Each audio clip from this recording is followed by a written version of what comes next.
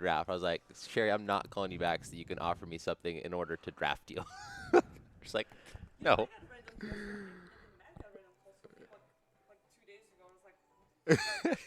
That's his thing. I love the mock draft where he picked himself, though. It was perfect. It was perfect. Yeah. Oh, that's pretty funny.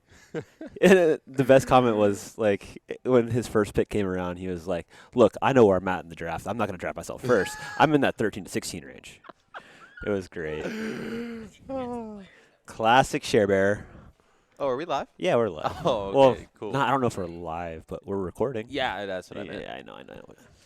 Oh, we're back, everybody. We got quite an episode for you. I'm so excited for this one. We also have a live studio audience. Yeah, we're in a hotel lobby with little milk monster CJ and Lucy the Queen Kovalova. Can we talk about why his nickname's Little Milk Monster? Can we just talk about why Lucy's called the Queen first? Let's talk about both. Okay. Yeah, I call her Her Majesty or the Queen just because of her general air. Maybe it's the Eastern European thing. But, okay. You know, there's just a sense of she's better than everybody else, and that's probably because she is. She's like over here cringing. I like that but we have the true. mics and she does not. Your Majesty, there's no need to be humble. It's okay. I understand you're better than me. That's why I'm one of your loyal subjects. I'm just calling it what it is. You're the jester. Yeah. You entertain her. I mean, I'll be your prince if you want, but I'll stick to jester. You can say Little Milk Monster story. God, I feel like this is when we need him to tell a Little Milk Monster story. But, so we got a couple, so Hannah, your sister's Little To Go Box, CJ's Little Milk Monster, and I think Little Milk Monster speaks for itself. I mean, the guy drinks unhealthy, or maybe very healthy amounts of milk. I think he equated it to a gallon a week minimum. Oh, sorry, 3 gallons a week. He just gave me, he's not happy with that underestimate. 3 gallons of milk a week, which is quite aggressive for most, I would say. So to do a little math for you, that's about half a gallon a day. Half a gallon is 3 to 4 full glasses of milk a day. That's strong bones. Bones of steel. Yeah, strong bones. Your Majesty, you're offering to serve us coffee. Are you? I think somebody else should be doing that for you. Are you sure? She's trying to be a person of the people. Like. Yeah, you want to be for the people, we the people, of the people, by the people. Okay. To her loyal servants. If you get me a water or a coffee, I'd be thrilled. Just because I've never been served by a queen before, so that would be a first. Thank you. Not unless there's whole milk. She's roasting you this morning, CJ. She's so loose. Oh, just another studio audience. Hi, Jack. Good morning. Yeah, Lucy's been on a string of. You have a Major League Pickleball top? What is happening? 4 or 5 roasts I'm so jealous. CJ. Why don't I have a crop top? You want an MLP crop top? Duh. That little belly button out? Okay, so we went to Waffle House this morning for a delicious, nutritious championship breakfast. Championship Sunday, Freestyle Sunday breakfast. Yeah. I will just skip sections like we usually do. Guys, I'm playing Robert in the final. That's This fine. is good on so many levels. So he gets drafted in Major League Pickleball on my team, so I'm so excited to play with him. Then the next day, he makes it to the final with a couple great upsets. He's playing with Cassidy, so we got the Rob and Rob versus me. I'm so excited. Not just because it's Robert in a final, like, yeah, awesome. Been playing, 18 months, and then you get a huge tournament win, and he's in a championship Sunday. But also, Cassidy. Cassidy's been playing pickleball for so long. It's been 8 to 10 years. And that's so, on the drive over here, we were saying, out of the guys that are still really good and still play the top tournaments, the only ones that have been playing a really long time and that are still top pros are Kyle and Rob. Yeah. Because they've been playing longer than everybody else, and they still play the top tournaments and still do well. But the thing is for Cassidy is he hasn't had a result this big, ever. This is the biggest thing ever for him, and I'm just so thrilled because it's just he's gotten his breakthrough after so much hard work and like we talked about yesterday. It's like you told him after the match, that's the best I've ever seen you play. And he just didn't miss very much. No. You know, he made all his ninja. Made all his thirds. Was all over the kitchen. And I mean, when I say all over the kitchen, he was in the kitchen, body parts occasionally, yeah, below the net, just crouching like a sneaky little ninja. So, yeah. I love the way he plays. So, everyone's looking forward to a fantastically entertaining final. Championship Freestyle Sunday. Cassidy is just the greatest showman. He is the greatest showman. I do think, if, if it was like a wrestling match, he would come out with a top hat and a cape, like He Hugh should do that. Jackman. He should do that for today. How good would that be? Can you imagine? It has a cane and he just like throws the top hat into the crowd, God, takes off his jacket, hands his cane to like a ref. Oh my God! We got to broach this idea. It would with him, be 'cause so it would good. Be my favorite thing in pickleball. It would be on Fox Sports. How amazing would it be? It would blow. It could go viral. Can we just make this happen last second? Jack, we have a task. If anybody can get this done, I believe you can. Look, did you hear our idea? Once you hear it, you're going to want to do it. We're going to put Rob Cassidy in a top hat and a suit jacket and a cane. We need Party City Yes, or we Goodwill. need Party City, and he's like the greatest showman. When he comes on Championship Court Sunday, when they announce his name, he throws the top hat into the crowd. He hands his cane to a referee, takes off his jacket, or somebody else takes off his jacket for him. Yes. And then he's got like his paddle beneath, and he's just like ready to play. How great would that be on TV? He would.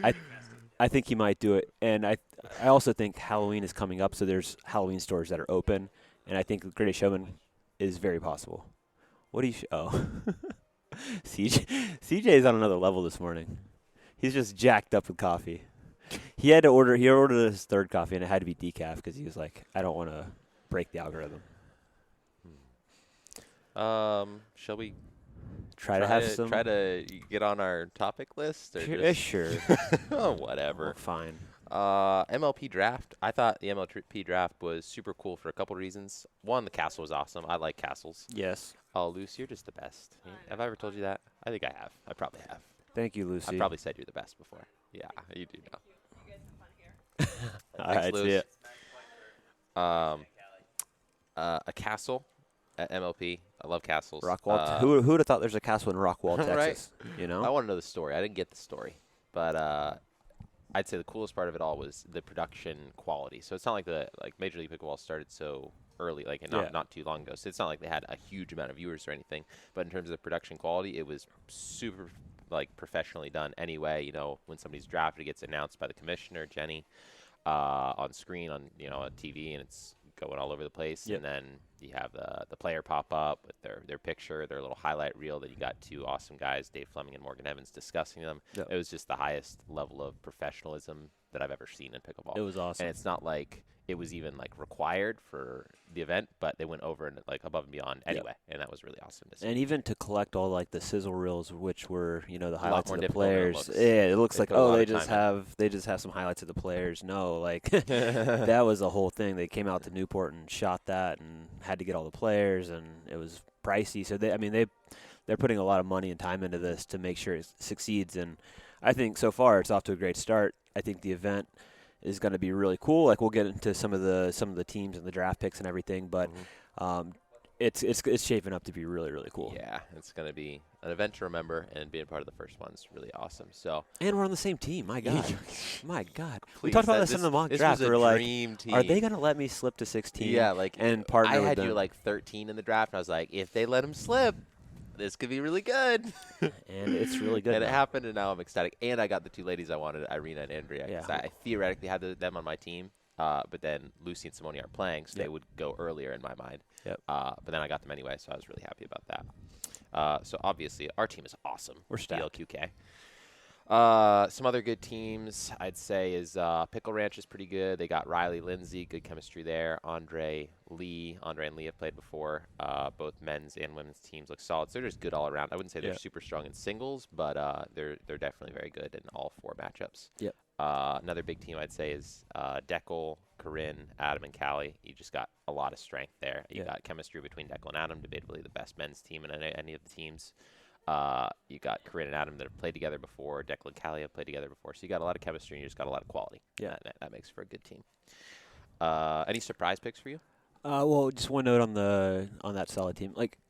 One thing I kind of was hoping for were more new things? Just more new matchups, right? So when I saw Deckel and Adam, obviously that's good for their team, right? And good for them to succeed and get wins and stuff like that. But it's not great in terms of just seeing new matchups and stuff. So and you also have Corinne on the team, which Adam and Corinne play all the time together. So they're going to be very comfortable as a team. Like chemistry-wise, they right. might be the strongest. Yeah, but you can hardly blame them. No, you have like if you're in their shoes, you have to do it. Yeah. You have to do it. But what we didn't see much of in the draft, which you and I did, I think Hate more drafting. so of, was blocks. Yeah, hate right. drafting. Yeah, hate drafting. Like we talked about blocking Riley and Lindsay. Yep, and that didn't happen. That didn't happen. Everyone was so concerned with their own team rather than any other team. Exactly. Like, well, you might win the battle for your team, but you're going to lose the war to this other team 100%. So what almost happened was I almost got CJ. He went 14th pick with Jay, and I was like, this he's could slipping happen. so far. Like, this could if happen. he gets to 16, it's like, well, thanks. Yeah. No, I was just thinking in my head is like, these teams are ridiculous if they let the number one men's team in the world get together at 1 and 16. Yeah. What are you guys doing? What are you guys doing? Yeah, but Jay picked him up, which is a good pickup for him because he's a good left side player and Yeah. Golf is the right. So No, it's a good nice fit little for team sure. there too. I'd say some surprise picks for me. I think Dylan Frazier went earlier than I thought. I'm not surprised that he got picked, but a little surprised that he went. I think that's simply because JW's played with him before, so they probably picked him just to keep that comfortable team once again. Let's see what other surprising. Adam picks Stone were there. dropping to 12 so he could go with Deckel. Surprised Yeah, me a that little was bit. that was shocking too. I would have taken Adam over probably Dylan or Pat. Yeah. He's just a very solid all-around player. I thought JW probably went a bit high. Yeah, I mean, been doing well lately. I'd say AJ went high, but I'd see him going even higher. Like I could have seen Yeah. him going maybe where JW was, like 6 Yeah. or something, just based on how he's been playing. Based on how he's playing, and he's playing, quite well in all events. Right. Like he's a solid singles player, and really good mixed, and obviously doing very, very well in men's. So Well, I think that's probably enough about the draft analysis, but I'd just like to say if you're looking to take a pickleball trip and just see something awesome, personally, and like obviously we're sponsored by Duper, but that's kind of a separate thing, I just really believe that the Major League Pickleball event is going to be like second to none. It's going to be next level in terms of production, showmanship, all the players there. It's just going to be a really fun event. So if you're looking to take a trip, I would come to MLP in November just because I think it's going to be fantastic, and it's in Austin, great location. Really, really going to be fun. And it's I was talking to Steve about it. It's not just going to be like a typical pickleball tournament where right. you're just out there viewing and playing some. Like you are going to be able to play. Like they're going to have a camp where you can play with the pros and learn and play yourself, but also watch some of the best pickleball in the world.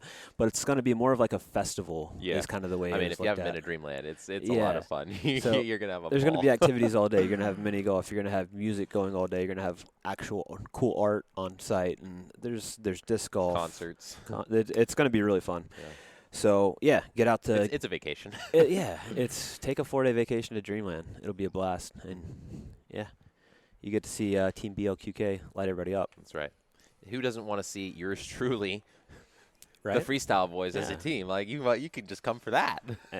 Honestly, Irina's quite freestyle. I don't know Andrea quite as well as I know Irina. Andrea's super cool. But I think we have quite a freestyle team. Yeah, it's a great team. I mean, Andrea is an attorney like Matt Wright and still manages to play pickleball. That's pretty freestyle. That is pretty freestyle. But going back to Irina, we need to have her on the podcast as our next guest. Yes, I don't know how this hasn't happened yet. There's been many opportunities, and we just same with Adam Stone. It might just happen. It might happen at MLP. That seems reasonable. Very reasonable.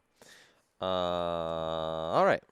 Other news. Anything else on the draft analysis or no? That's pretty much it. People get the gist. Yeah. If we didn't mention the other teams, they probably just weren't good. Colin does not like that one. He's shaking his finger at us. Yeah. Well, 3 teams I mentioned are my 3 top picks for teams. There we go. And we haven't given a shout out to NML in a while, but they actually did a very, very in-depth draft preview as well as a post-draft analysis, which if you want to dig more into the teams, they did a good job, I think. Yeah, I agreed with almost all their rankings. I think I felt like they undervalued Deckel's team just a little bit, maybe. I think but I think there's just so much chemistry there. I had them a little higher than they thought, but overall, I think all of their grades were quite accurate. Yeah. So I got this from a friend recently from Maryland because she kind of makes her own paddles, basically, Eastport Pickleball, and basically she said there's a new issue for her, and that is that the USA Pickleball is charging $1,500 per paddle to certify, starting pretty soon here. It's up from I think $500 before this, so tripling. And while that is tough, like she was saying, it's going to be tougher for her to even make money with new paddles and all that. And of course that's unfortunate, but it's kind of just a consequence of the sport growing. Like there's tons of paddles being certified all the time, and I'm sure USA Pickleball struggles to keep up with certifying all those. So it's almost like that might limit a bunch of new paddles coming to the market. This and that are just trying to certify a couple paddles and make some easy money, basically. And I think that's just the natural trend of a sport growing. You got your bigger companies that do things, and the little guys get pushed out, which, as unfortunate as it is just kind of a fact of how it how still sports doesn't work. seem like that unreasonable of a barrier, right? It's like Yeah. if you're gonna go through the trouble of starting a paddle company or creating new paddles, and you're gonna have to buy a bunch of inventory for that. 1,500 seems about the same as 500 to me. Mm-hmm. Is that how you're looking at it, or like it seems kind of I inconsequential? don't even really know the finance to smaller companies. I just say it's just a trend towards bigger companies doing things more than the littler companies. Yeah. And, it's not insurmountable by any means to a littler company, but I think the point is that USA Pickleball isn't really taking into consideration smaller companies still try to do stuff, and I'm not even saying whether they should or not. It's just, that's just a trend. Yeah. That for the whole sport. I think that's all I got in latest news and events. Unless you want to add anything, Robert. I don't even have my document pulled up, so I'm just going off of what you're saying. We got some results. I'd say the biggest thing with results, both Vegas and Texas, which is the only things we're going to be going over, is Kohler. Kohler won both events in Vegas, which is Killer Kohler. difficult to do. And he was doing it on standby. Yeah. So, yeah, Kohler loves going on standby, which just means, just like a flight Doesn't sounds. pick up. He doesn't have a ticket partner. booked. He doesn't have a ticket booked, but he's just hanging around. And oh, look, he gets called. Yeah, He made the standby list. He got Riley, and he got who was it? Jesse. That's the equivalent. Yeah, DJ pulled out and Tyson pulled out. It's like, the- I got two great partners. It's the equivalence of getting not only on the standby list, but also getting upgraded to first class. Yes. So he got upgraded to first class. Well, that's what happens when you're on standby and you're Kohler. So it was pretty cool. I mean, Vegas is his hometown, so he had a little hometown crowd, and he won it for them. So that was awesome. And dude's been playing quite a while. Like I think 2017, the first time he played was with actually Thomas, who he played with this past weekend in San Marcos, Texas, with the Dormans. Mm-hmm. And when I was first coming into pickleball, I was hanging out with the Dormans. That's who I started with as well. And they're like, yo, you should, for your first tournament, you should partner with AJ. I'm like, I have no idea who this guy is, but I just messaged him like a cold message. It's like, hey, I know your cousin, and we played pickleball together. And I was like, do you want to partner with me? And he's like, okay. And then another good Kohler story about the first time I played with him. So we played in, it was my first or second tournament in 2020 Mesa, that first PPA they had. So it was the day before we were going to play men's.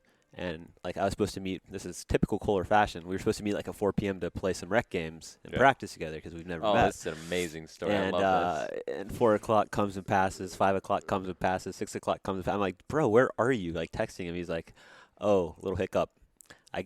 He was driving from Vegas to Phoenix. And he was like, yeah, I got across the Nevada state line, had to turn back. He's like, I got into a little quarrel with my girlfriend, and I decided to take her back home.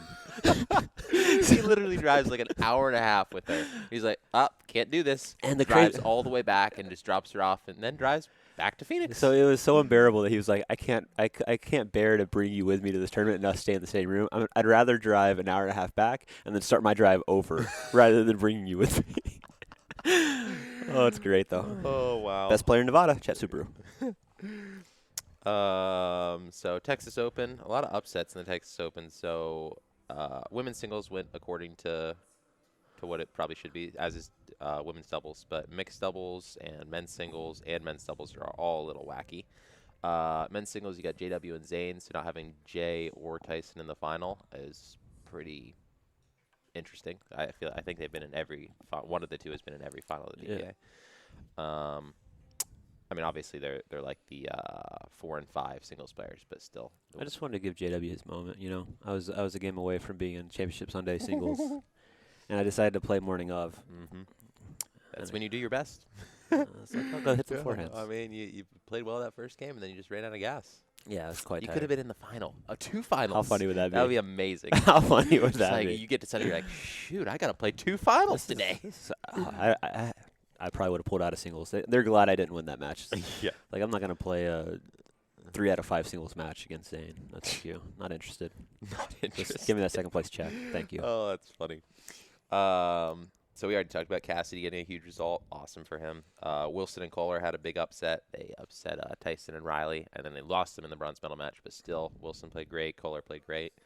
So that's cool. Just awesome to see. Well, not only Kohler doing well, but Wilson's pretty new as He's well. super scrappy. Like people are surprised by Thomas, but Thomas has been playing quite a while. He doesn't play a ton. He's played quite a bit in the past month or so to kind of focus and dial in, and he's playing with a lot of confidence. Like we actually played them in Atlanta. Thomas and AJ, Cassie and I played them, and we beat them in 3. And Rob and I didn't have a great tournament. Like we just weren't on that weekend, but. Thomas has been playing with confidence. He's playing solely the right side with AJ, and he's not missing a lot of balls. Like, typically when we practice, he'll go for some ridiculous stuff just because he has a lot of talent. He can make it sometimes, but he seemed to focus in, and I mean, I think that's been his biggest thing, especially in practice and stuff, is just focus. And he was able to maintain it for a whole tournament and grab 4th, which is sick. Yeah. But don't be surprised with Thomas. He's got tons of talent. If he keeps playing, he'll keep getting results. Yeah, another upset, a little less of an upset, but Frazier and Kyle beat Pat and Jay. I thought they both just played really well, and Jay and Pat kind of just played normal, and that was enough. Yeah. And then you guys took down Kyle and Dylan in a pretty tight one. So Yeah. just a lot of upsets all around, made for interesting finals results. That was the bottom half. Nothing too crazy happened on the top half. And I think that's all I got for result. Or no, mixed doubles. Jay and Jesse beat Matt and Lucy. That's not too surprising. It's an upset, but not hugely surprising. More surprising is I lost to Callie and Tyson. Well, I mean, they both just played really well.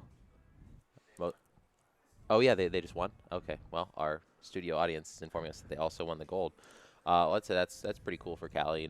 She's in the past not historically done really well at mixed doubles, but Tyson's a good partnership for her because he just takes up enough court to where it allows her to attack pretty well. And that's, I think, what she did. So cool for them. First title.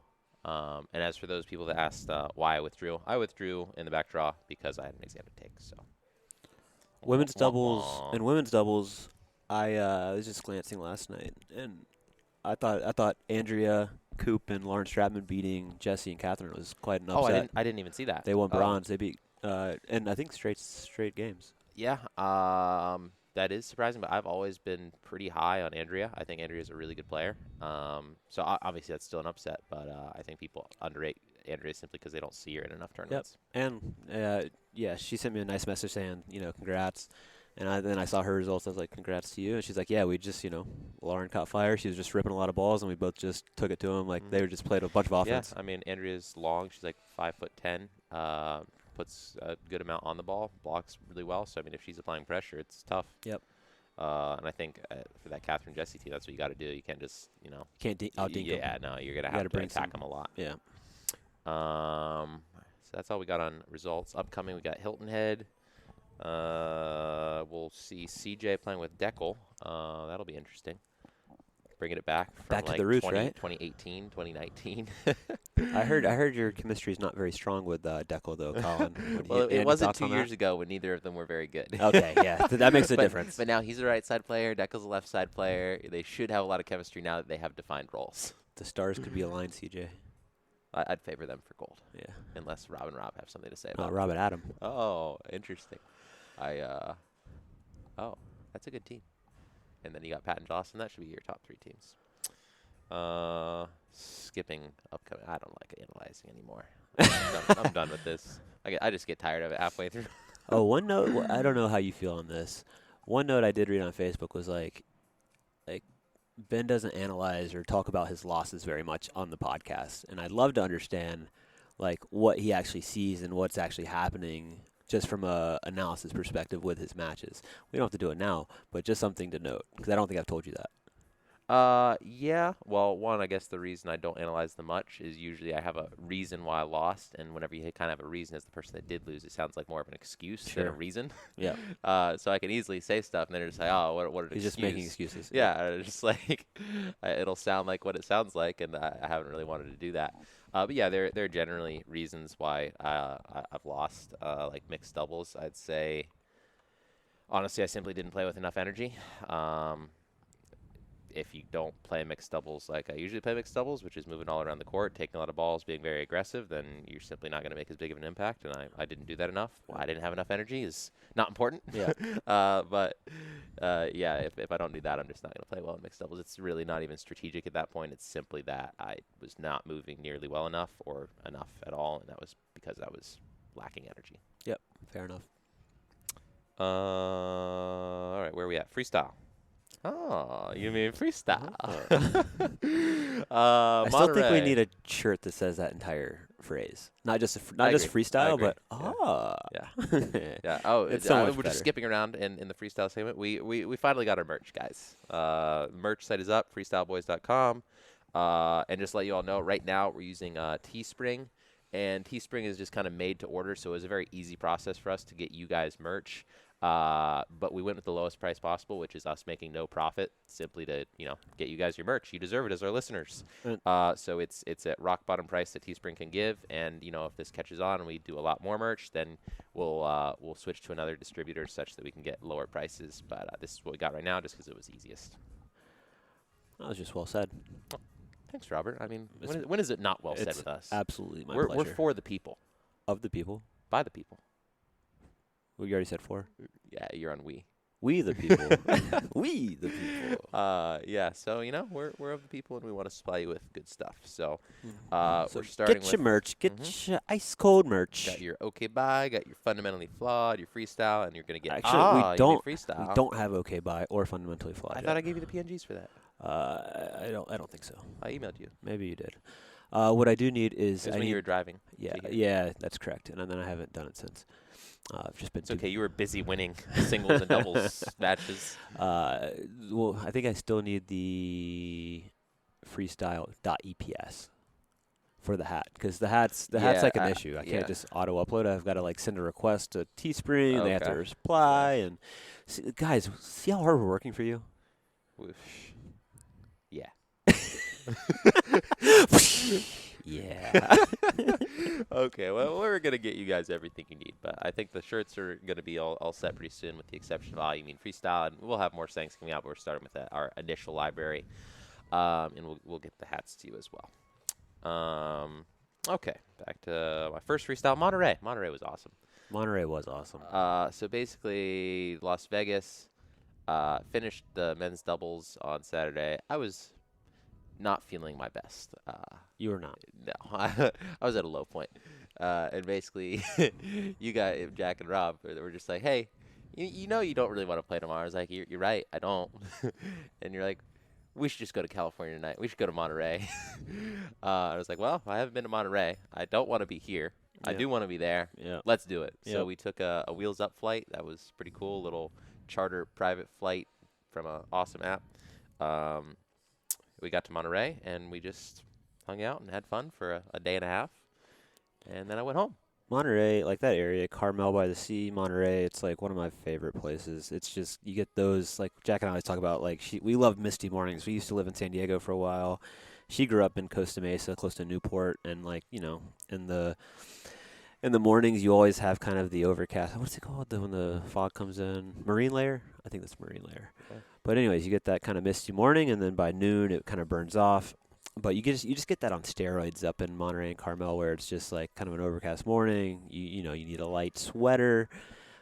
Everybody's out and about walking their dogs, having breakfast, having brunch, etc.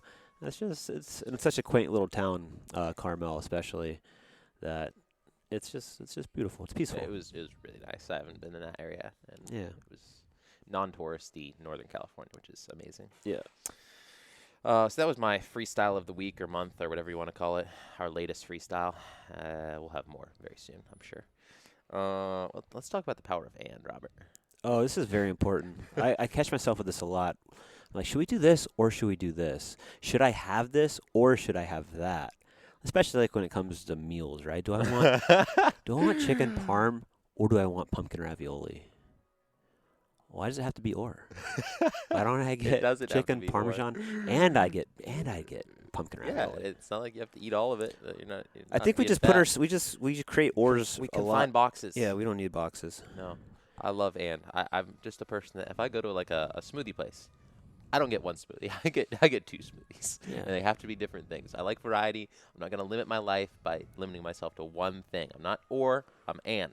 I want and more things. Yeah.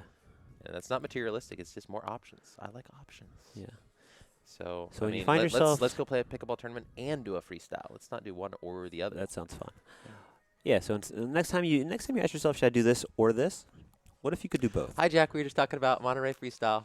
And we Yeah. talked about and over or. Yeah. Doesn't have to be. You're on the and train now. You're on the 2-drink train. Doesn't have to be this or that. It can be this and that. And that. Yeah. You get a coffee and a smoothie. Oh. A London fog and an acai bowl. Oh. You can have the keys. Here are the keys. What time is it? We've got a big. 10:17. I have should. a huge Oh, match you to have play. like half an hour. Yeah. I need to leave by like. Robert Cassidy wants me there by 11. Hilarious. He wants to do a mental warm up, a physical warm up. No, that'll be too much caffeine for me. Or do I want it? I don't want it. CJ wants it. CJ's wired. Okay, what else we got, Benjamin? We got E-log. Oh yeah, okay. E-log, well, one, I love the name. E and log are just so cool for so many reasons. E is a mathematical constant that's very important in our universe. Logarithm, super important too. E, natural log. It's just so cool mathematically in a lot of ways. You got, email. You got log is in internet and all kinds of ways. It's just a cool name.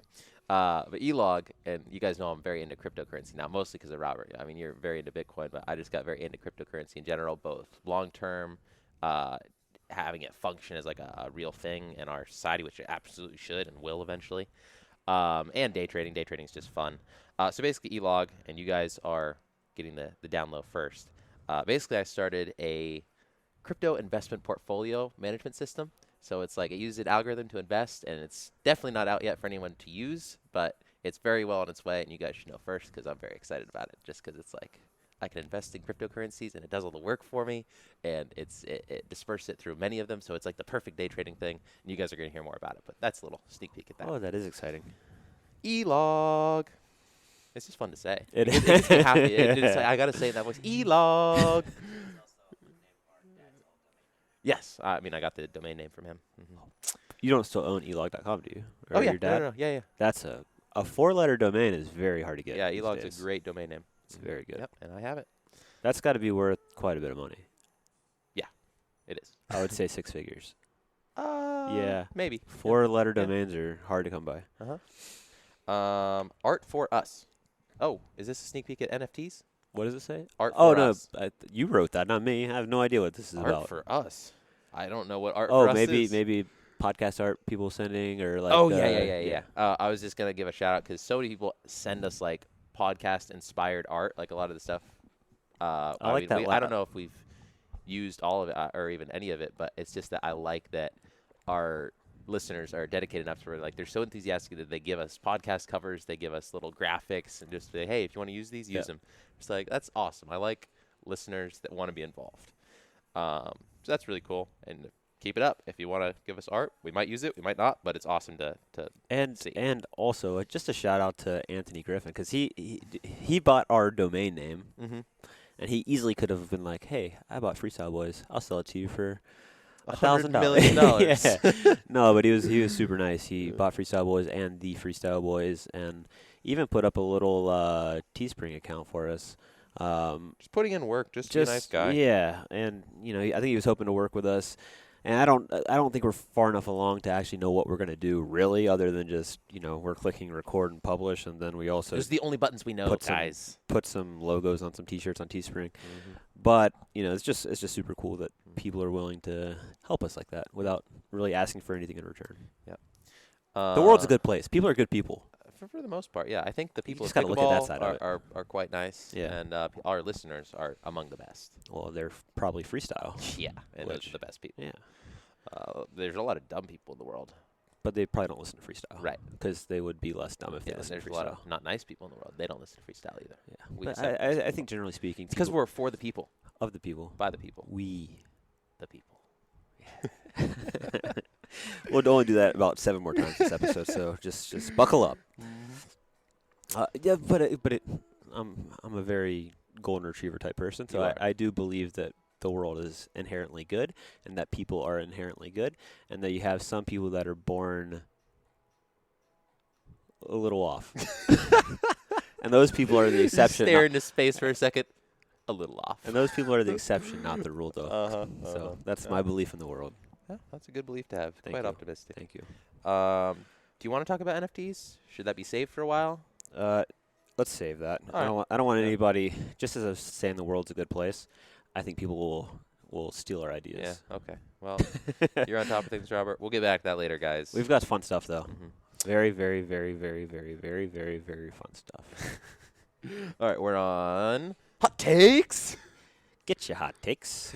Get your hot takes here. Ice cold hot takes. And it's hot takes driving through the backstretch.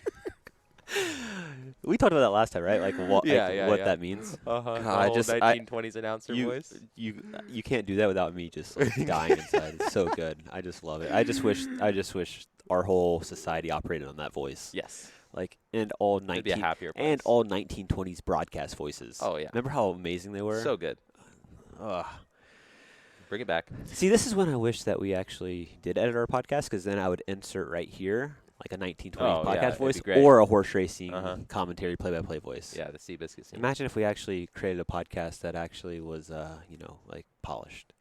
Well, It we'd be It would be next less level. It would be less freestyle. Yeah, we're just going to keep freestyling with our original freestyle audience until we get a big enough audience where, it's naturally going to be diluted. It's going to be a little less freestyle.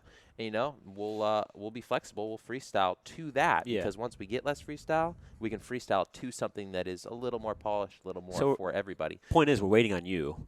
Once you start demanding that you hear, like that segment, for example, and when Ben does the horse voice, then we actually insert an actual one. Like it would be very good to listen to. Mm-hmm. But we're not going to do it until the people demand it. Yes, because we're for the people, Of the people. by the people, We. the people. I told you. We're so dumb. fun. Okay. In the hot takes, I only have one hot take in here. I don't know if you have one off the top of your head, but I'm a fan, and this you won't really like this one, but I'm still young, so you're not old, but I'm much younger than you. Just go. I still like to dress formally for fun. Yeah. I like to, not full suit. Like, that's a little aggressive. But last 2 days, I just had, nice dressier pants. So my favorite outfit is dress pants, soft V-neck tee, because you still got to be comfortable, and then a nice, sport jacket over top. Yep. The sport jacket is just like, hey, I still want a jacket, but I just want it to look nice. Yep. So you look formal, you look put together, Yep. but it's not too much effort. It's like the perfect balance, and I just like to do it at random occasions because it's not overly dressy to where, what are you even doing? Yeah. It's more just like, oh, you look really nice today. Cool. Maybe this is how you And it look feels all the nice. time. Yeah. And it feels good. Like, I still wear Lulu, obviously, the Yep. pants and the shirt, but once you combine it with the sport jacket, it just looks formal, and it's still really comfy. As you know, I'm kind of an all or nothing person. So I go all comfort right now, but I've gone through phases where I like both. And I always think, I think about, when we were in Red Rock, we watched Crazy Stupid Love because it was snowing and raining, and we just watched our favorite What an parts of awesome it. tournament. I have 13 so many times. good memories. Oh, from that Red Rock was a tournament. lot It of was fun. so fun. And where we stayed was just a cool Airbnb. I love That whole that. thing was just really fun. Even though people complained it was cold, it was snowing, whatever. Those are I loved sometimes it. the best memories. Yeah. There's a reason that's one of the tournaments I remember most from this whole year. Yeah, exactly. But with that movie, I always think about Ryan Gosling in that movie, who just plays the part of the kind of the suave womanizer, but he's always dressed well. Yeah. He's yelling at Steve Carell for wearing New Balances and looking ridiculous. And Are you Steve Jobs? Answer me. Are you Steve Jobs? Are you in a fraternity? No. Then you got no business wearing New Balance sneakers ever. It's such a good quote. So I think about that though, and I'm like, that dude always looks good. Yeah. And I always think about How I Met Your Mother, Barney Stinson. He always wears a suit up. Everyone just knows that's his thing. And Jack, she's like, if I was a dude, she wears dresses all the time because she likes looking nice and she looks classic and elegant, just like Vanilla Bean ice cream. And she's like, if I was a dude, I would wear a suit every day because I would look amazing. I mean, yeah, it's also a lot of effort. It's a lot of effort. That's why I'm a but she fan would of the argue. half- She the would half argue. formality. She would argue that being a woman's a lot of effort, and she has to put on makeup and get ready and wear nice dresses. So I feel like women Yeah, are we're used just- to that process. They're held to a higher standard. They're used to that for some process. reason. So I see her being like, yeah, if I had, it'd take probably less time to get ready, just put on a suit. Yeah, well, I think she enjoys it. And imagine if just a dude rolled around in a suit all day. Like, that That'd be dude would something. demand some respect. Yep. Like, damn, he's wearing a good-looking suit again. Yeah. And he doesn't even go to an office.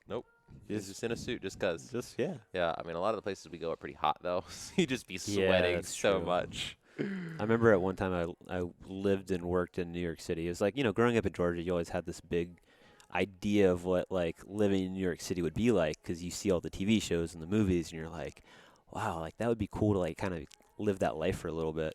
And I remember I was assistant coach at Stony Brook on Long Island in New York. And then I was like, I've done tennis for so long. I just want to do something else. So I tried to apply for a bunch of different jobs in New York City. And I got one. And I got this little tiny, I lived in a closet basically in the East Village for like $900 a month. And when I say closet, it barely fit a twin bed. And it had no closet space. It was maybe a legit closet. And so I'd have to wear a suit every day. And I would have to take the subway. I'd have to walk like 3 blocks. And the dead of summer is like 93 degrees to get to the subway. The subway's even I bet you hotter than love outside. that. I would show up to the office every day drenched in sweat, and I just had to sit there in a wet suit all day. And That's so miserable. it was miserable. And I'm telling you, I was in that job like 7 months, 8 months, and it felt like 10 years? no, it felt like a week. So like time went by so fast that I'm just at the end of it, I was thinking to myself, man, people live their whole lives like this, and then they blink, and their life's done. Yeah. Like that was their life. It's gone now.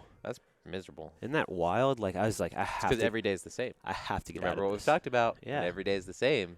You're not making any new memories. No. It was crazy. But I don't know how I got to that. But what are we on? It was about dress formally for fun. We were in hot takes. That's the only hot take I had this time. If you want to Okay. make a hot take, you can. Nah. Okay. Don't. Yeah. Well, that New York. Oh, that was plenty of a That's hot my hot take. Yeah.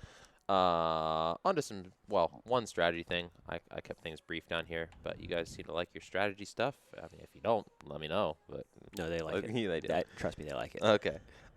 So you know what the word cadence means? Yeah. Like intervals, like how regular or irregular. Mm-hmm. Yeah. So I don't know if it's the appropriate word for this, but in singles, I kind of have a cadence to my approach in tandem with what my return is like, such that I'm almost always split stepping at the same part of the court and at the same time. And I think that's really important for court coverage. So when you see people that get passed all the time versus people that cover the court well, it's not just anticipation. There's like a very real phenomenon of correct timing, Yep. not when you're hitting the ball, but before you hit the ball. And I think that's really important in singles. And you kind of like, I just feel that, and that's how I do it, and that's what's worked. But what I'd say in terms of you guys that are trying to figure that out, first of all, middle returns in singles are great. You got to use them. If you're coming to the net, a middle return is going to be the best thing you can do to cover, simply because it takes away their angles. But more importantly, I think people are too concerned with low returns. In singles, low returns just don't matter because from the baseline, you can still pass somebody because you're just going to keep it low to the net anyway, so it doesn't actually do much. And higher returns give you more time, especially against a big serve, to get to that spot. So the times you get passed most are when you hit those lower, harder returns that take away your own time, and you're split stepping in the wrong part of the court, and it's just too easy to You're pass. not able to get all the way. So like the further back you are and the deeper that serve is, the higher I hit my return. And that's just kind of natural now, but you guys might have to think about it for a while. And that gives you the appropriate amount of time to be in the position you need to be on good serves. Yeah. And when they're worse serves, yeah, you can hit it lower, you can hit it harder, and you're still going to get to the same spot. And the more you get to the same spot, it's just like taking the same type of swing every time. You get consistent results when you have consistent preparation and the stuff before it. Yeah. So try some higher returns. Try to be split stepping in a similar part of the court each time, especially in depth. You're going to be going different left and right based on where you hit the return exactly. But it's very important that you're split stepping at the right time, you're not afraid of higher returns, and that it's similar every time. Wouldn't you say that being able to, off the return, wouldn't you say that being able to get all the way to the kitchen line and split step is more important than how well you hit your return? I mean, I would classify as getting all the way to the kitchen line. You must have hit a good return to do that. But What if conceive as people a, could as see a good like return. a slow, high Yeah, there's return, nothing wrong with that. they would think that's a bad return, Nope. even though I got to the kitchen line. Kitchen line's more important. Yeah, there's like a fine balance. Like I'm actually not generally all the way to the kitchen line on the first one. I will after the first one, but I have this thing where it's stopping usually like a foot or two before the kitchen line, and then I kind of lunge a little bit forward into the side on a diagonal to get to that next passing shot. Because you're very limited if you get all the way up to the kitchen line, because then you can only move laterally and it's not as efficient. Yep. But yes, there's a spot on the court that's ideal, and it's more important to get there than to hit what you think is a good return. Because you're just hitting a winner on the return, which nobody does that. But yeah, because I never really like with me playing singles, it's just kind of all instinct and anticipation based on my tennis experience. Like, I haven't really thought about too much on like single strategy. Yeah. So I always thought like what I was always trying to do was just knife returns. Right. But I would get caught like maybe 6-7 feet behind the kitchen line just because I can't get in that fast. Right. And then I'm getting past. I'm easy like, pass. You got so much area. yeah. So taking some off that return and just allowing myself time to get in is much better. And I'd say another thing that people don't realize is spin continuation. So in pickleball, unlike tennis, basically you can get more topspin off of backspin because you're basically imparting the same spin on it.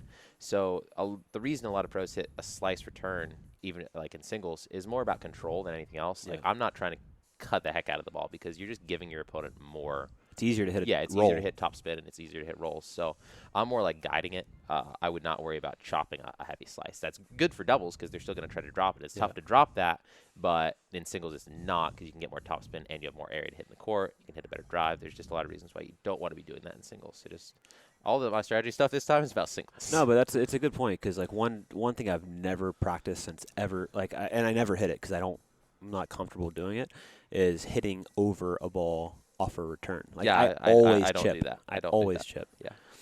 But I see a lot of guys in doubles and singles, like mainly singles. But I see like JW will hit a two-handed backhand flat ball off a serve. And it's good. It's very good because it takes away the underspin. Yeah. It's harder to hit a roll off that. Yeah, the reason I don't do that is generally because of the same reason we were just talking about. It penetrates like quicker. You're definitely like hitting it harder. So oftentimes if I do that, I can't control the height as well as I want to.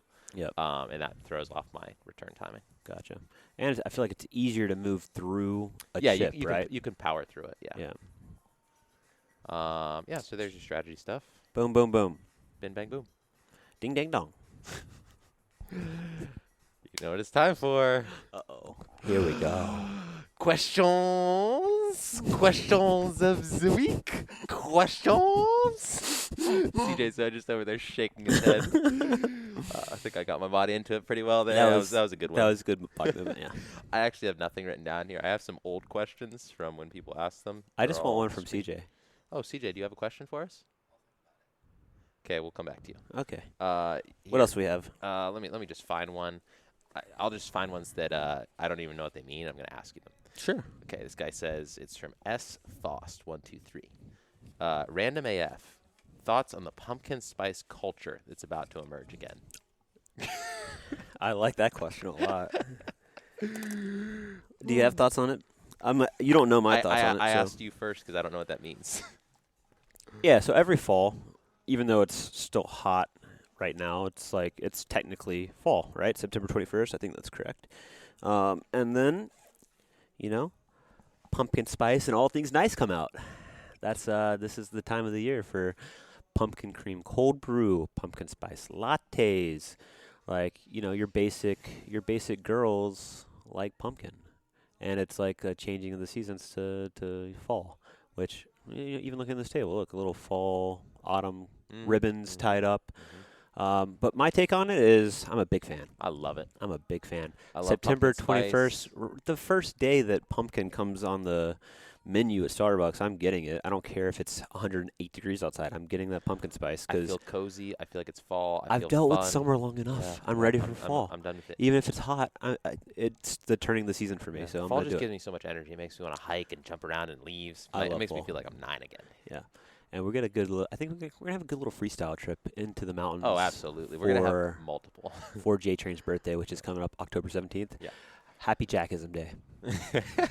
Do we have any? We wouldn't have for it? Jackisms without Jacqueline's birthday. Yeah, that's right. I didn't write it at Jackism down this episode. We'll just save it. There's so many. I'll give you. We'll do one. I'll do one. Okay. Other questions. I don't like that question. Don't like that one either. A lot of below average questions, guys. Come on. I probably just screenshotted the wrong stuff. Yeah, probably. Oh, what should I do if my wife feels the pickleball is coming between us? Divorce her. You're welcome. Oh, find a better one. Do you agree with Tyson McGuffin on banning any? Was that actually a question, though? Yeah. Well, I mean, that's.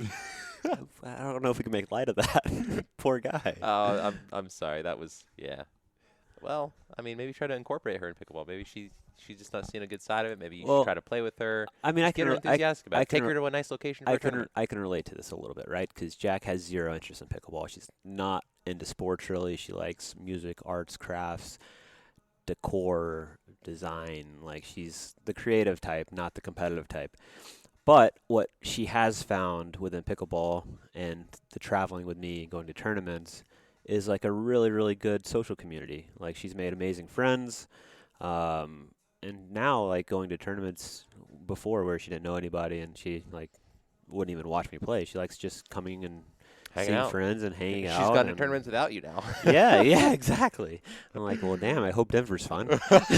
I'll be in middle of nowhere, New Jersey. She's like, yeah, glad we did this. Yeah. Have fun. But, yeah, so I think incorporating her and you know, like you said, going to fun locations, using it as an opportunity to, like, do new stuff. There's so many ways to make it more fun. Yeah.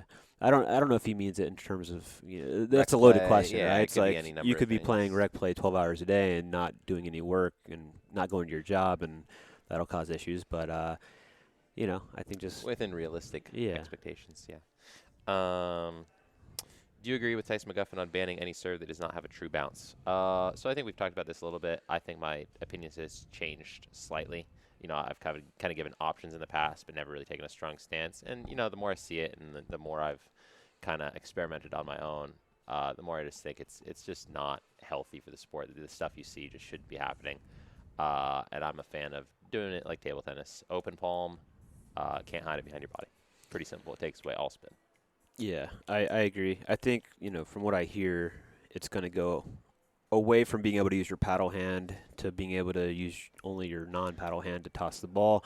But you can still manipulate spin, and you can still disguise spin, and guys are going to still get really, really good at it. Yeah, and I think that's actually – they're going to have to make another amendment so it's just not nipping Why? it. Yeah, exactly. So why are we doing it? Basically, I've always thought a one-handed flip is better anyway because you can hide it a lot better. All the current serves with two hands, you know which way it's going to go based on their toss. With one hand, it's a lot harder to do that. Right. So really people are going to be forced to do it the more difficult way but the better way. Yeah. And then you're going to see how good serves really are because they're hiding the direction. Then you're going to like, well, shoot, we really got to get rid of this now.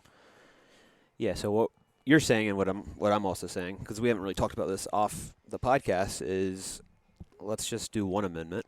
And what it's ultimately going to be anyways, because there's going to be plenty of complaints with guys getting really good at just manipulating spin with their left hand, is let's just go to open palm. But I still think, like, I ran into this over the weekend a little bit. Grant Bond, I played him in singles, and, like, sometimes it's legal, but sometimes it's definitely illegal. Like, he's, like, one thing that's still going to be very subjective is where you're making contact with the ball, whether it's waist level or below. And, you know, I don't know if we want to get – a ref's never going to call it. Right? Like, you can – even if it's a little high, you're not going to call it. It's the same policy as lines, right? If you're not 100% sure, you can't call it. Right. And they're very rarely 100% sure. I've seen, like, 2 serves in my career that were called for being too high. Yeah. It's just too hard to call, and understandably so, right? Like, a ref's not going to do that unless they're hitting it from, like, their shoulder level. Yeah. So the only way to get rid of that subjectivity is having a blanket, just, you know, a drop serve, which I don't necessarily think that's the way to go. But if you're looking to actually remove subjectivity from the equation, a drop serve, hitting a ball off the bounce, you can't fight that. You can't create spin off the bounce. You just got to drop it, hit it, starts the point. Yeah. I don't really like drop serves, but it would solve the problem. I don't either, but. Okay. Oh, a question from Sydney. Hey, we got a live studio audience question. All right, CJ, go ahead. Our You're about to play each other in an hour. What are your each individual goals? Individual So, goals, playing each other in I'll an repeat hour. I'll repeat the question. He says, so you're playing each other an hour. What are each of your individual goals? Are you saying within the match? within the match other than obviously trying to win? Yeah, I can answer that. I'm just trying to exhibit how much of an entertainer the Greatest Showman is. Yeah. I'm just gonna hit balls really hard at Cassidy. Like And if just I can watch put him. away an overhead, either into the open court or at Cassidy, I'm doing it at Cassidy for the entertainment value. 100%. He's gonna get it back, and it's Yeah. gonna be awesome. It's so good. And it'll do his hiya, and just like punch it. I'm gonna lob him so he can smirk at the ball and then hit it back over his shoulder. That's my favorite Cassidy shot. It's I don't know if you guys have ever seen. It's really hard to describe this without you seeing us. But if he runs back for a lob, he runs back, gets to the ball really quickly, like before he needs to be there. He kind of gives the ball a smirk and then slaps it over his shoulder, and it's one of the more majestic things in pickleball. Oh, it's so good. My goal, I just want to have fun. Like I'm just gonna have fun with it. It's best 3 out of 5. It's the first best 3 out of 5 pickleball match I've ever played. That'll be fun. First championship Sunday. It's a freestyle Sunday. I'm just gonna freestyle and have fun. That's my only goal within the match. I love it. I was thinking last night. I was like, I know Cassie's probably blowing you up, like talking about strategy and this and that. Oh, yeah. I was just like, honestly, what they should do is just ask me what they should do strategically, and I'll give them a sound analysis. I'll be like, this, you should do this and this and this. Well, let's do it. That'll Let's be- do yeah, it. Let's we can do do it it. right now. Yeah. Only because you don't think they can win regardless. Well, yeah. Yeah. So that's how confident Benjamin is right now. He's like, I'll tell him exactly how to beat us because he still doesn't think we can beat them. Well, this is fun, so let's hear it. Okay. Well, Matt's on the deuce court, and he's like the biggest backhand counter player you can find. So if you're going to attack him, I would never, ever, ever do it into his body. You have to know that he is far over enough to where you can get it to his forehand. Yeah. Oh, hi, Matt. Right? We were just talking about you. We were just talking about you. We're live. Yep, we were literally just talking about you. The shoulder shrug. Matt Wright, my partner's here. Everybody. He's got the greatest shoulder shrug of all time. Yeah, I am. Just because I told them, this is mental domination. This told is them, no mental matter domination. what I tell them, like completely 100% real strategy, I'm still so confident that we're going to win that I don't care. I was like, Cassidy's blowing up Rob last night. He's like, here's what we should do. I was just like, guys, I'll give you a game plan. And right now the game plan is to not go into this. I was like, Do you guys need more water or coffee? water would be great, Your Majesty. Water? Oh, for sure, Benji. Thanks, Luz. Is your bag a statement for breast cancer? Yes. Okay. No, I'm serious. Because we have a few paddles for this. Oh, good. For this month, we're gonna give them away. Oh, nice. Oh, be aware of breast cancer, guys. This is Breast Cancer Awareness Month, isn't it? Nice. Matt is also in on this. By association. Matt's been there to wear pink shirts anyway. All right, back to the strategy. Yes. You do not want Cassidy going cross court, but you also don't want him going down the line when you're dinking because they're both a problem. So you go middle. So what do we do? You go middle. Can I just stop you for a second? Yeah. And I'll let you know a little bit of our conversation I had with Oh Cass yeah. last night. Oh, awesome. He's like, what you're going to do, Rob, is you're going to attack Matt's backhand. I'm serious. So you're telling me that's the number one thing not to do? You don't want to do that. Okay. Continue the strategy. Yeah, I am. Yeah, so basically, if you do attack Matt's backhand, it doesn't go right back at you. It's actually going to fade to your forehand. So your thing where you kind of attack and then try to hit a backhand isn't going to work. Yeah. Because it's going to go to your forehand. That's a problem. Yeah, it is. So you can try to do that and have Cassidy like try to clean out the middle, but I just would avoid that entirely. Yeah. I would dink a lot to Matt, wait for him to attack because he eventually will, and then use your backhand to clean it up and Cassidy's forehand because the lefty-righty combination is nice for coverage. You go backhand, he goes forehand. That's a lot of good coverage. He goes, this is unbelievable. Yeah. Yeah. So if you get your forehand like middle court to a little bit to your side, Matt's not going to move far enough over to the line because he doesn't have to, and that's when you could hook it into here. You just still got to be aware that he's not like most people where this actually gets him. He still will do this. It's just not going to have as much on it. So you can, yeah, I mean, you can do something. And then Matt does like to dink down the line. He's not like exclusively cross court. Of course, I'm going to tell him you probably should go cross with Cassidy because he's terrible at But he is going to go down the line sometimes, so I would try to hop the Ernie occasionally. You just got to be aware. He's going to flip it sometimes, too. So if you just fake it a couple times, maybe you'll get an easy counter or two. But you should definitely be active and looking for the Ernie. I wouldn't bother going cross-court with me much, just occasionally when you need to, because I'll light Cassidy up. Fact. You should be taking most of the thirds if you can. Like, we're definitely returning 100% to Cassidy, so get ready for that. He's not going to make his drops like he has yesterday. He didn't miss a drop yesterday. No, that was crazy. So you're going to need to take those. I'd probably drive and drop, honestly. Third shot drive, fifth shot drop's going to get you in the most. That's your best chance. I wouldn't even bother trying to hit those rolls because we're kind of big and we're going to roll back at you. So I'd just drive, and drop is your easiest way to get in. That's pretty sound. Yeah. Returns, to us, I don't think it matters very much. It's about the same. Yeah. And overall, I don't think you're ever, like, an overall mindset, you're not going to win this by being passive. You got to be aggressive and hope things go. And that's kind of, it goes without saying. But Yeah, it goes with all without that saying. strategy stuff in mind, you have to pull the trigger Yeah. and hope things go well. Well, I'm not afraid to pull the trigger. You're not. You play your best when you're aggressive. Yeah. Am I right, Jack? Preach. She just gave a peace sign. Peace. Why you tell me this? Oh, we'll do a little quick Jackism, We right? can finish on a Jackism. That's all the questions. All we right. So Jackism. We were in Salt Lake City, and got. we were in Salt Lake City, and we were driving. I don't know where we were. Is this Park City one?